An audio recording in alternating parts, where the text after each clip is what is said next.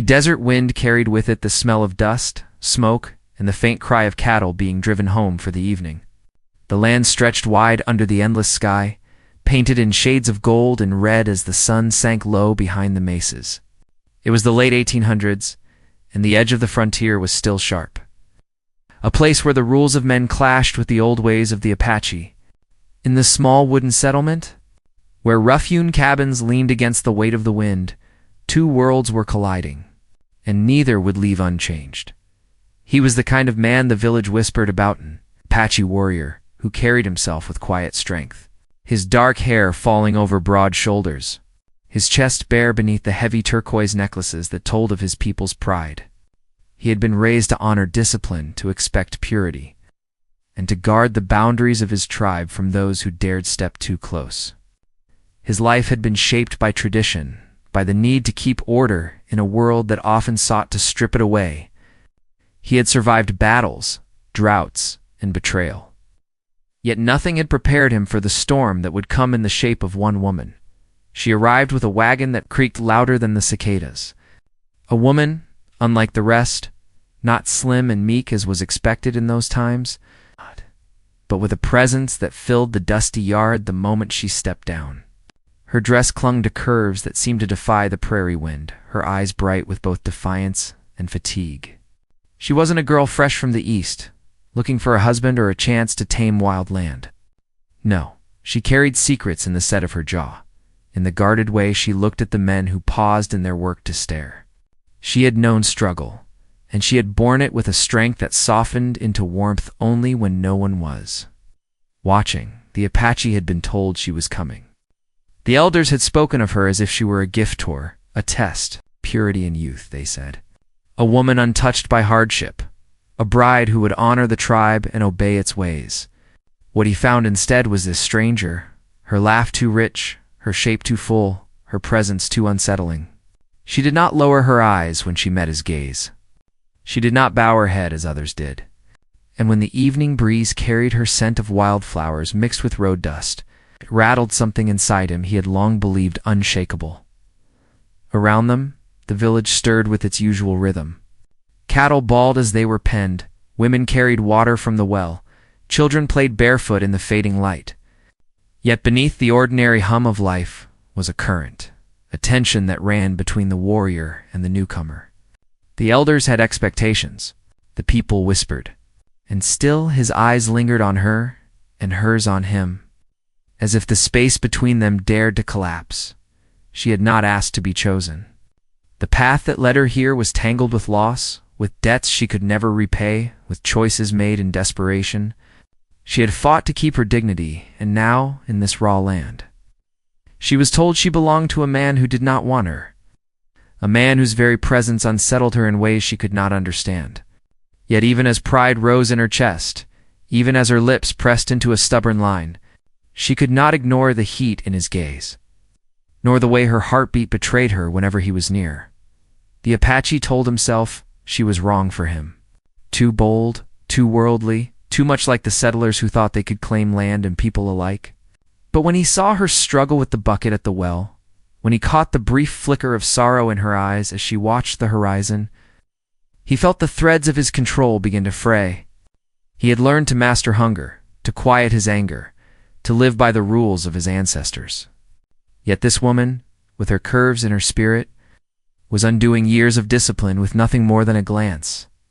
The nights grew longer, the days hotter. The settlement seemed to shrink, pressing them together in ways neither could avoid. She was there when the cattle broke free, helping with a strength that surprised the men. He was there when her wagon wheel cracked, steadying it with hands that brushed too close to hers. Each moment carved something deeper between them, something neither spoke of, but both felt growing. Wild as the desert grass after rain, and then came the gathering. When the elders demanded he'd claim her, when the people circled close to watch what choice he would make, the fire crackled, sending sparks into the night, and her eyes found his across the flames. Pride warred with fear in her chest. Discipline clashed with longing in his. In that charged silence, with the whole village waiting, the warrior and the woman stood on the edge of something neither had asked for. Yet neither could escape. Would he turn away, rejecting what fate had set before him? Or would he give in to the storm that threatened to consume the order of his life? And would she fight against the path laid for her, or step into it with the same defiance that had carried her this far? The fire hissed, the wind rose, and the answer hung unspoken. Waiting for the night to decide, the firelight painted shadows across the warrior's face. Catching the hard line of his jaw and the calm that was beginning to slip away, he stood tall, arms crossed over his chest, every muscle tense though he betrayed no outward sign of uncertainty. To the people around the flames, he was unshakable, the embodiment of strength and discipline. But within him, something unfamiliar had taken roots, something he could not control. The woman before him did not belong to his world, and yet the pull between them was undeniable. He told himself again that she was not what had been promised, not what the tribe expected, not what he had been prepared for. But when her eyes met his across the fire, the air itself seemed to close in. She stood with her back straight, though her heart was hammering. The faces around her were strange, lined with both weariness and curiosity. The faces of people who wanted to see what she would do, how she would fit, if she would obey. She had lived through enough towns, enough whispered judgments and pointed fingers, to know what it felt like to be measured and found wanting. And yet this moment felt heavier. It was not just her own survival at stake, it was the shaping of her future in a place that already seemed to reject her. The fire cracked, sparks rose into the dark, and still the warrior said nothing. He gave her no sign, no comfort, no rejection, only silence. The gathering ended with tension lingering like smoke that clings to clothes. The people drifted away, murmuring, their questions unanswered, their expectations hanging in the air. She turned toward the small cabin that had been given to her, her steps careful on the dry earth. Behind her, she felt his presence, though she did not look back.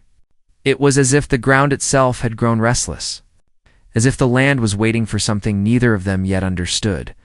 Days followed with the slow rhythm of village life. Yet beneath that rhythm was an undercurrent that could not be ignored. The cattle were driven out to graze in the wide fields. The women gathered at the well with laughter and whispers. Children's bare feet kicked up dust as they played. She tried to fold herself into this life, to learn the tasks expected of her, but her spirit was too restless to simply blend. When the others sang at dusk, she hummed her own tune. When they offered advice, she listened, but carved her own way through the work. It unsettled the women who believed youth and modesty were the true virtues of a wife. It unsettled the men who thought a woman should lower her eyes and not meet them with steady defiance. Most of all, it unsettled him. He watched her when he thought no one noticed.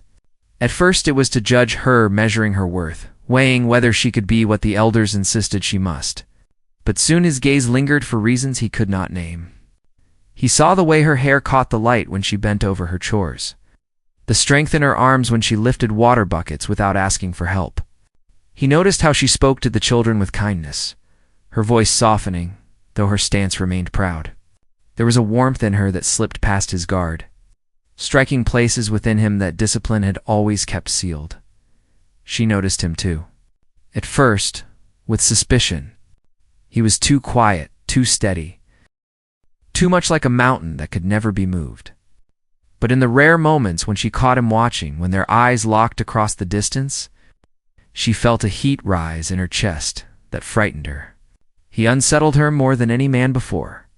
Others had tried to charm her with easy words or careless hands, but he carried none of that. He carried silence, and yet that silence seemed to speak louder than all the words she had ever heard.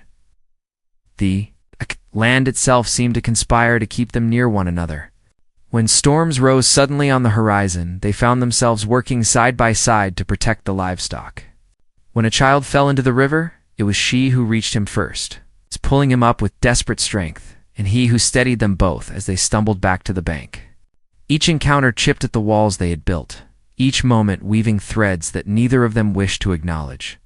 And yet in the quiet of night, both lay awake, the memory of those moments burning too fiercely to ignore. Rumors began to swirl through the village. Whispers around the fire spoke of the warrior who had not yet claimed the woman. Some said it was a sign he did not want her. that he would soon send her away. Others believed it was only a matter of time, that he was waiting for the right moment. The elders, however, grew restless. They had expected obedience, a swift acceptance of their decision. What they saw instead was hesitation. Hesitation was dangerous in a land already split between the old ways and the creeping presence of settlers. The tribe needed unity, not questions. And yet questions were all that seemed to grow. She felt the weight of those whispers pressing on her every day. Though no one spoke to her directly, she heard the judgment in their tones. Saw the way women's eyes slid past her as if she were an unwelcome guest. It reminded her of every other place she had ever tried to make her home. Every other time she had stood outside the circle, never quite belonging. But here, the stakes felt higher. If she failed to fit in, where would she go? The desert stretched wide, endless and unforgiving. She could not run. She could only endure. One evening, as the sun dipped behind the mountains and painted the sky in streaks of crimson, she stood outside her cabin staring at the horizon. The warrior approached, his footsteps silent on the hard ground. For a moment neither spoke. The air between them pulsed with unspoken words, with questions neither dared ask. At last, she broke the silence, her voice low and steady. "You don't want me here," she said.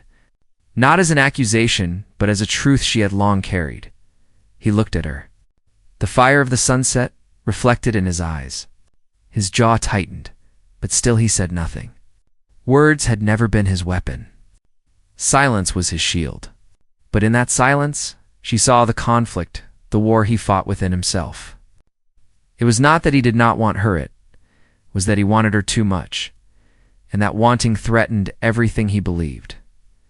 She turned away, wrapping her arms around herself as the wind picked up.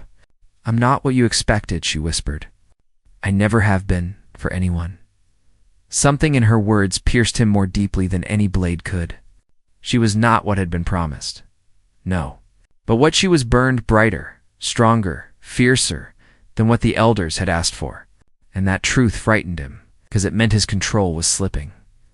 As the days stretched into weeks, the world around them began to shift. Tensions with settlers grew sharper.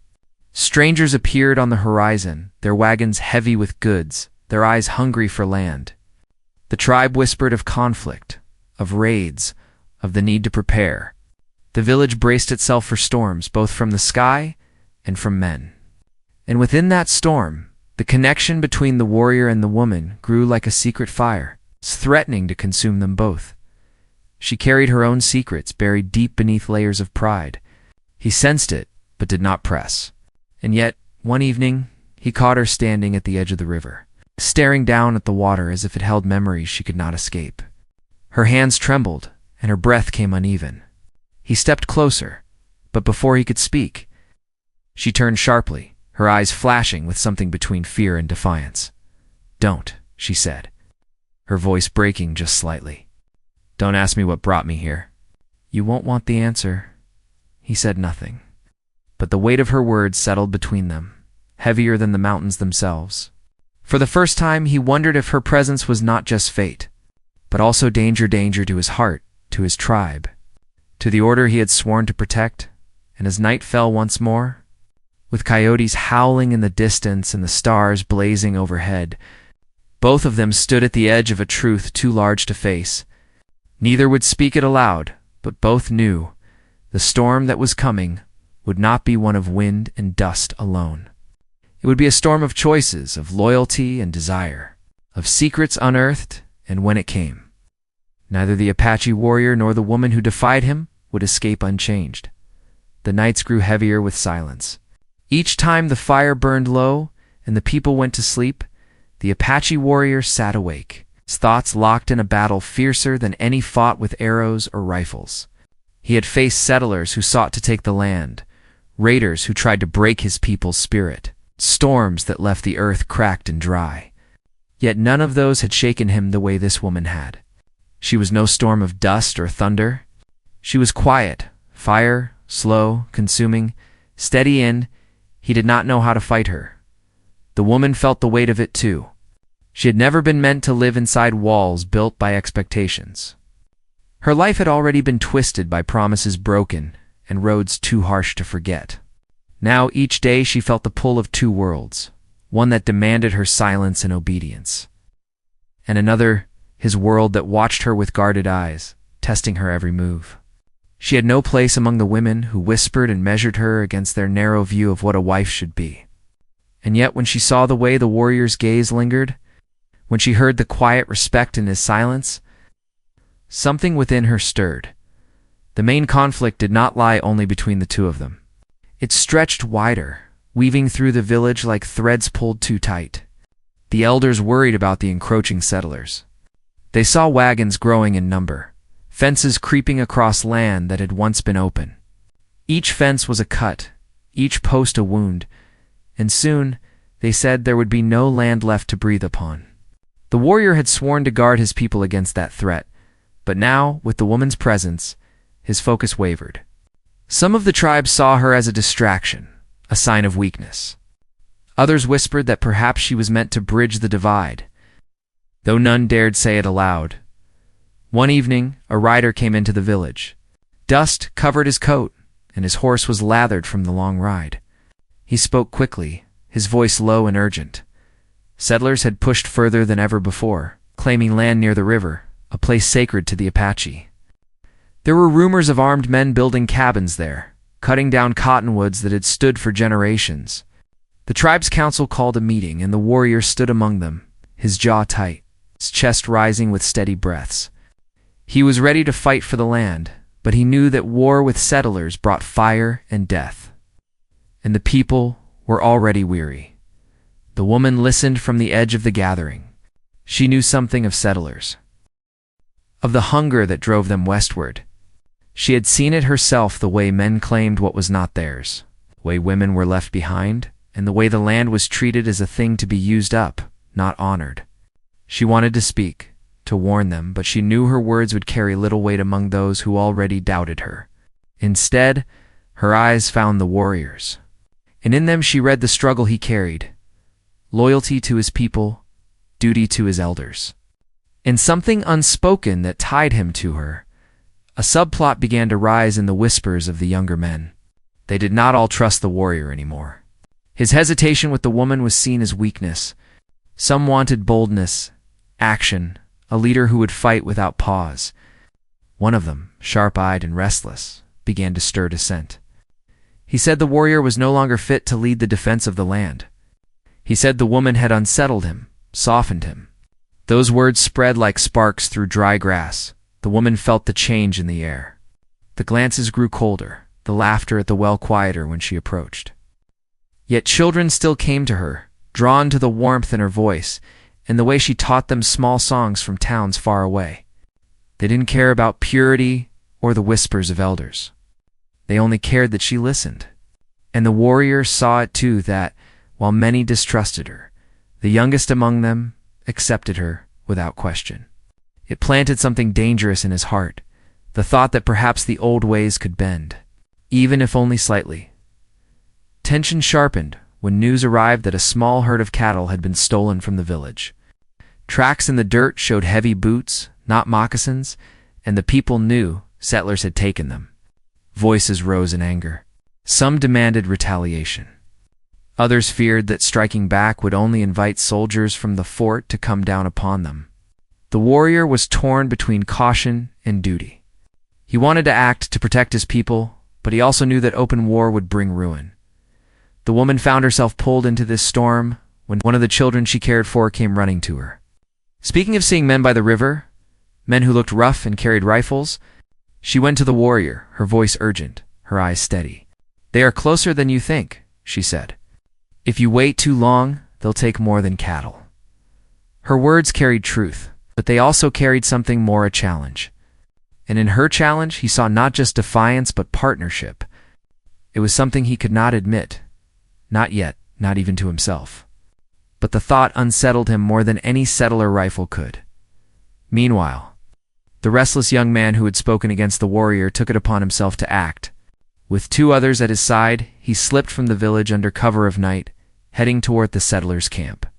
He wanted glory, proof that he was braver, bolder. but glory is often a mask for recklessness. When the sun rose, only one returned, limping, his face pale with fear. The others had been caught, and there was no doubt the settlers would use them as a reason to strike harder. The village buzzed with fear and anger. The elders looked to the warrior for a decision. The people whispered of bloodshed. The woman watched it unfold, her chest tight with dread. She had lived through conflict before, had seen what happened when anger outweighed reason. She knew the cost of war, though no one asked her what she knew. The warrior walked away from the council fire that night, his steps heavy, his mind tangled. He found her standing by the edge of the corral, the cattle restless, as if they too sensed the storm coming.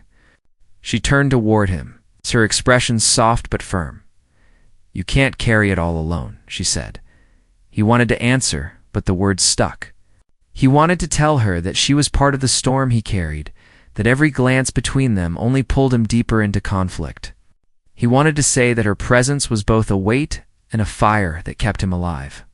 But all he managed was silence, the kind that spoke louder than words. The days that followed were restless. The settlers did not attack, but their presence grew bolder.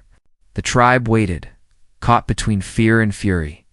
The warrior grew more watchful, his eyes often drifting to the horizon. The woman grew more unsettled, sensing that something was about to break, and through it all, the whispers did not stop. Some said she had cursed them. Others said she was meant to be the bridge. And though neither the warrior nor the woman spoke it aloud, they both knew that when the storm came, it would not only test the tribe and the settlers, it would test the fragile, dangerous bond between them. For in the silence of night, with the stars watching and the land holding its breath, both carried the same question, unspoken yet burning. When the first shot was fired, would it bring them together or tear them apart forever? The days bled into one another, each carrying the same uneasy rhythm. The air itself seemed heavier, as though the desert was holding its breath. Word came that soldiers from the fort had been seen on patrol near the river, their rifles glinting in the sun as they marched beside settlers who claimed the land was theirs. The cattle stolen from the village had not been returned, and the 2 young men taken by the settlers had not been seen again. Whispers filled the evenings, and fear crept into every corner of the camp. Some whispered of war, others whispered of surrender, and between them all stood the warrior, silent. A man stretched between duty and desire. The woman watched him from a distance, seeing how the weight pressed upon his shoulders. He moved through the village like a shadow, speaking little, but she could see the fire in his eyes. He was not a man who backed down from conflict, but neither was he reckless. His silence was his shield, yet she wondered how much longer it could protect him. She wanted to reach for him, to ease the burden, but she knew her presence was part of that very weight. She was the piece that did not fit, the one who had unsettled the balance of things. And yet, when she saw him alone at the edge of the firelight, his gaze fixed on the horizon, she could not help but feel the pull toward him. One evening, when the sky burned red with sunset, the elders gathered once more. Their voices rose and fell like the wind rushing through canyon walls. Some demanded retaliation, saying the settlers had gone too far. Others urged patience, warning that soldiers were already watching and that an open fight would only bring blood upon the village. The warrior listened, his expression unreadable, but when at last the voices quieted, all eyes turned to him. He stood slowly, his shadow stretching long against the fire. His words came low and measured, each one carrying the weight of his struggle. "If we strike now," he said, "we bring the soldiers. If we wait, they take more. We stand on a narrow path, and one misstep will end us all." The silence that followed was sharper than the words themselves. The elders looked uneasy, the younger men restless. The restless one who had lost his companions to the settlers rose to his feet, his voice sharp with anger. "You speak of paths and patience, but every day we lose more. You would rather wait than fight. You have grown soft." His eyes flicked toward the woman then, the accusation clear. "She has made you weak." The words cut through the night like a blade. Murmurs rippled through the crowd, and for a moment it seemed the warrior might strike him down then and there. But he did not. He simply held the younger man's gaze, his silence heavy with power, until the restless one looked away. Still, the damage was done. The whispers grew louder, the suspicion deeper. The woman felt it like thorns pressing against her skin. She had known she was unwelcome, but now she was certain she had become a symbol of division. That night, sleep would not come. She walked to the edge of the river, the moon casting silver across the water. She thought of the places she had been, the roads she had walked, the promises broken. Everywhere she had gone, she had been too much or not enough. Here, among these people, she was both at once. And yet when she thought of leaving, the idea hollowed her chest. She had nowhere else to go. More than that, she did not want to leave him. The warrior found her there. Her figure outlined in moonlight, her hair lifting in the breeze. For a long moment, he said nothing, only stood watching as if she might vanish if he blinked. When at last he spoke, his voice was quiet. "They think you weaken me." She turned to him, her eyes steady, though her throat tightened. "Do you believe them?" The silence stretched, broken only by the rush of the river. At last, he shook his head. "No, but they will not stop saying it, and words can be sharper than knives." Her chest ached at the truth of it. "Then send me away," she whispered. "Let me go before I cause more harm." He stepped closer, his shadow falling over hers. His voice dropped to a growl, low and raw. "If I could let you go, I would have done it the moment you stepped from that wagon." Her breath caught, her pulse quickening, but before she could answer, a sound carried on the wind, the faint crack of a rifle far in the distance. Both turned sharply toward the horizon. A scout came running moments later, breathless, his words tumbling. Settlers had moved nearer, setting fires along the riverbank.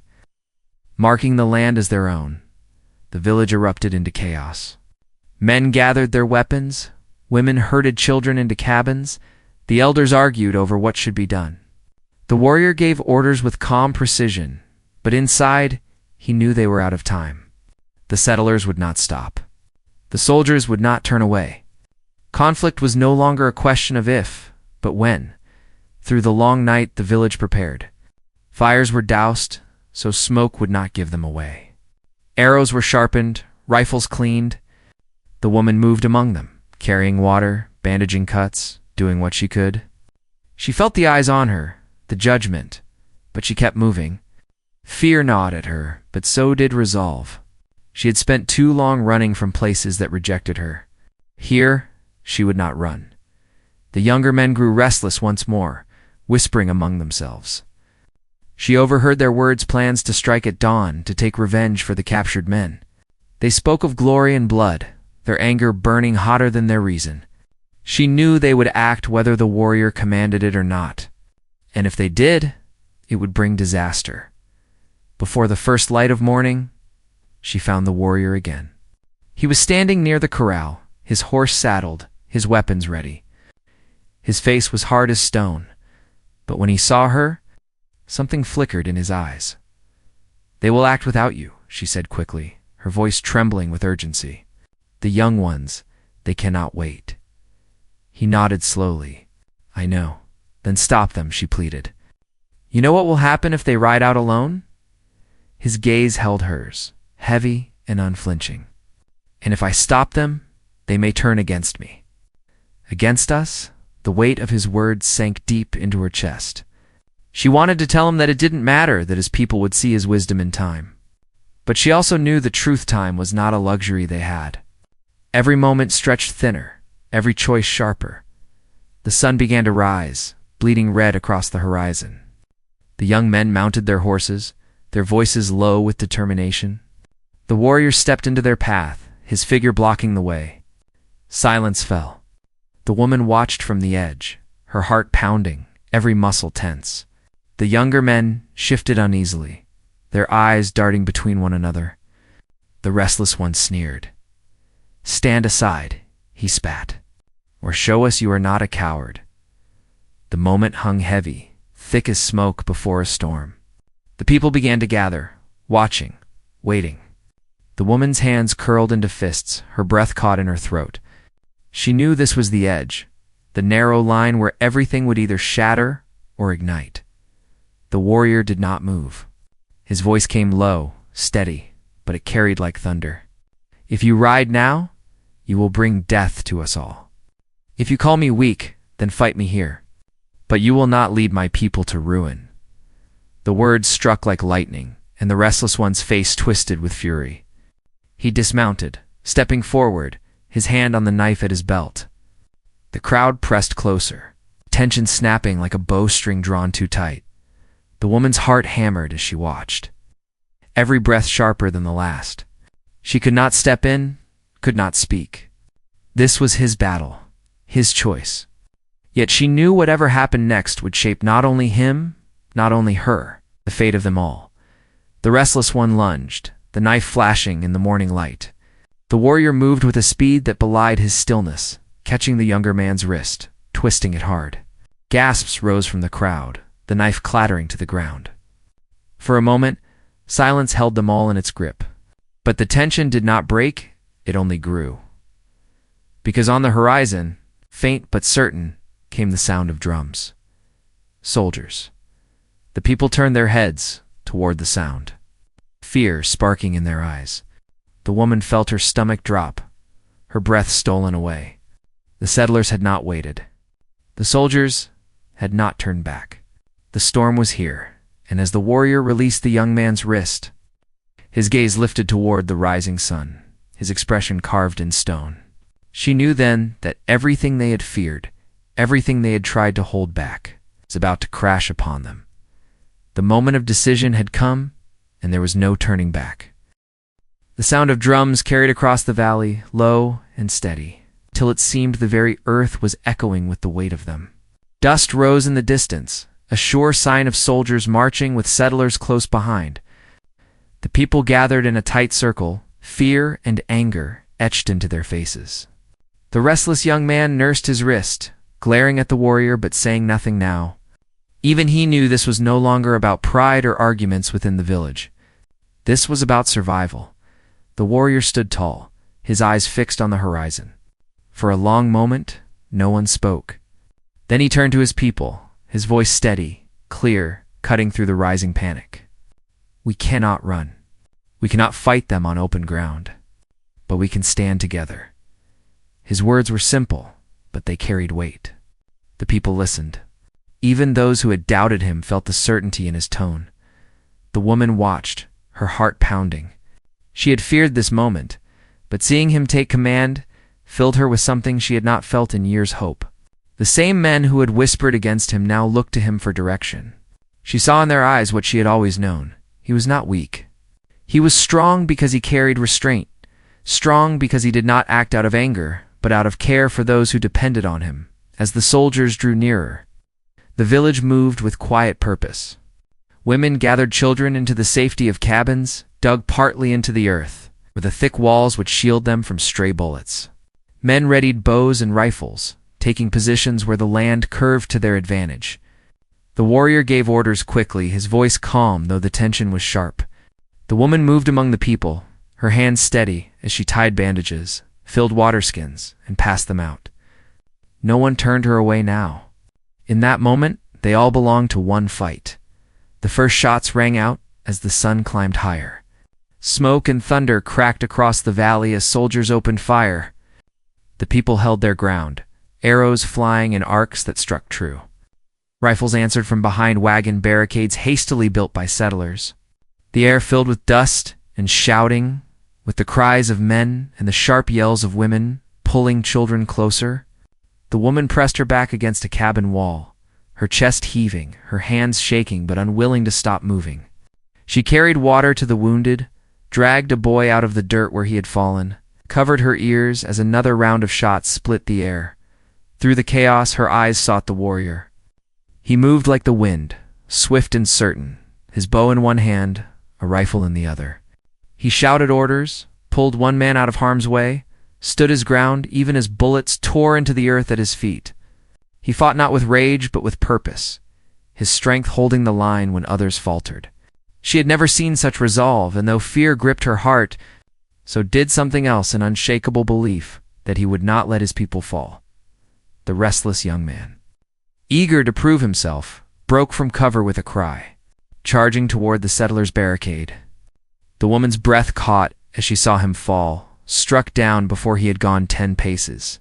The warrior shouted, his voice sharp with fury, and for the first time, his calm cracked. He pulled the fallen man back under cover, his jaw tight with both anger and sorrow. The younger men saw it, and finally understood their pride had cost them. But the warrior's strength was in holding to reason, not in chasing reckless glory. The battle stretched through the long hours of the day. Smoke clouded the sky, dust choked the air, and the cries of men on both sides filled the valley. And then, slowly, the drums faded. The soldiers began to pull back, their wounded too many, their rifles not enough to break the village's defenses. The settlers shouted in frustration, but without the soldiers to press forward, they could not take more ground. At last the dust began to clear. The field grew quiet, except for the moans of the injured and the soft weeping of women. Holding their children close, the people did not cheer. Victory was not sweet, not when blood stained the earth, but they had held. They had not been broken. The warrior stood at the edge of the field, his chest rising and falling, his bow lowered.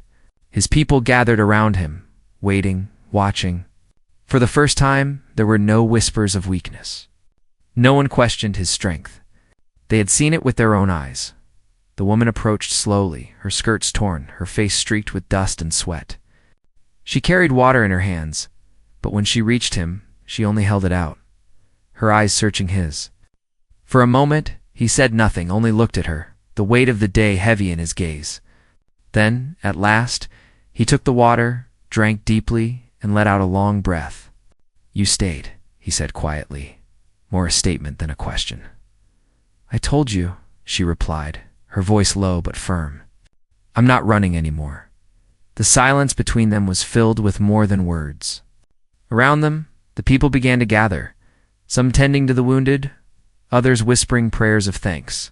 Children peeked out from the cabins, their wide eyes fixed on the two who stood at the center of it all. And slowly, the whispers changed. No longer words of suspicion or blame, but of something else, acceptance. Perhaps even respect. Days passed as the village healed. The soldiers did not return, though scouts kept careful watch on the horizon. The settlers lingered at the river, but their fires grew fewer, their voices quieter. Perhaps they had seen enough loss to think twice before pressing further. Or perhaps they waited for another chance. No one could be sure. But for now, the village breathed again. The woman found her place among them, not through demand, but through steady action. She helped the wounded, cared for the children, learned the rhythm of the work. The other women still looked at her with wary eyes, but the sharpness had softened. She was no longer the outsider who had been forced upon them. She was the one who had stood with them when the fire fell. The restless young man who had survived the warrior's grip carried his shame in silence. He spoke little now, his head lowered, his wrists still bound in cloth. Some said he had learned his lesson. Others said pride would rise in him again, but none doubted who led them now. The warrior's place was secure, and yet, in the quiet moments, he thought not of victory or of leadership, but of her. Of the way she had stood by the cabins, unflinching even when the bullets struck near. Of the way she had spoken the truth to him when no one else dared. Of the way her presence unsettled him still, not as a burden, but as something he could no longer deny. One evening, as the sun dipped low and painted the land in gold, he found her by the river again. The water flowed steady, carrying away the ashes of the fires once set by settlers. She looked up as he approached, her face calm, her eyes steady.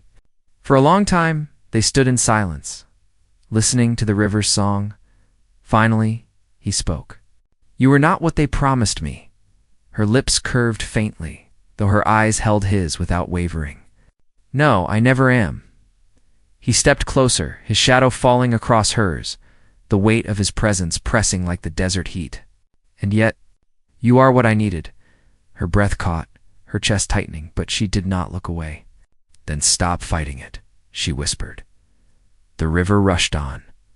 The land stretched wide, and the sky burned with the fading light of day. He reached for her hand, rough and strong, and she let him take it. The world around them was still uncertain. Settlers would return. Soldiers would march again, and the land would always be contested. But in that moment they had found something stronger than fear, stronger than division. Together, they walked back toward the village. Their hands clasped, their steps steady.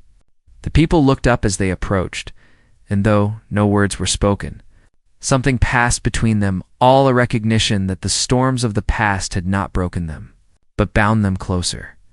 The Apache warrior had expected purity and youth, a promise made by elders and weighed by tradition. What he had been given instead was a woman scarred by life, shaped by struggle, defiant in spirit, curvy and full of fire. And though she had undone his control, she had also given him something greater, the strength to see beyond what was expected, and the courage to embrace what was true.